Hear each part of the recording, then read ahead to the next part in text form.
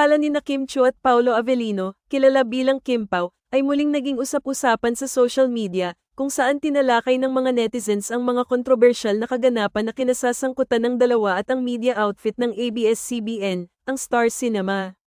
Ang usapin ay nakatuon sa inaasahang pelikula ng Kim Pao na pinamagatang My Love Will Make You Disappear, na ayon sa mga lumalabas na balita, mukhang mauudlot o matatigilid ang pagpapalabas.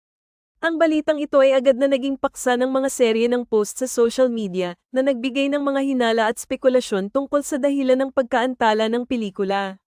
Ang ilang mga tsismis na kumakalat online ay nagsasabing mula sa orihinal na plano ng pelikula na ipalabas sa Pebrero, ito ay maaaring maantala at ilipat pa sa buwan ng Abril.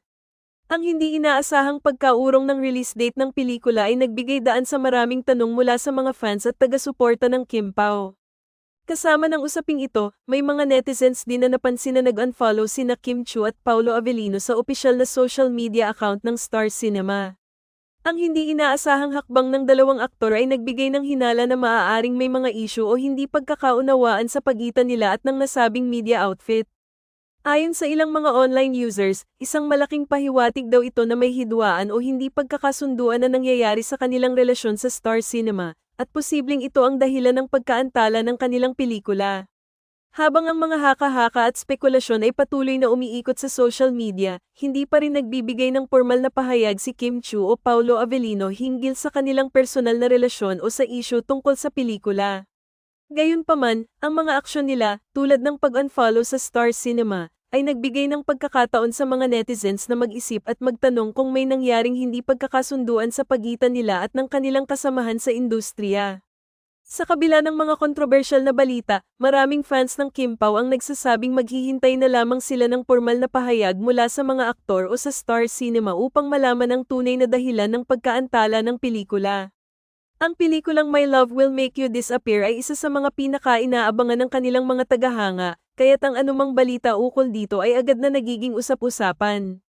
Ang social media ay isang malakas na plataporma para sa mga balita at spekulasyon, kaya't ang mga ganitong usapin ay madaling kumalat at magsimula ng mga haka-haka.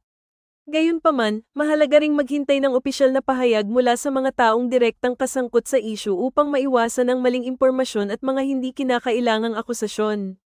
Kahit na patuloy ang mga tanong at usap-usapan, ang tambalan ni Kim Chiu at Paolo Avellino ay patuloy pa ring may malaking following, at ang kanilang mga fans ay umaasa pa rin na magkakaroon sila ng mga proyekto sa hinaharap.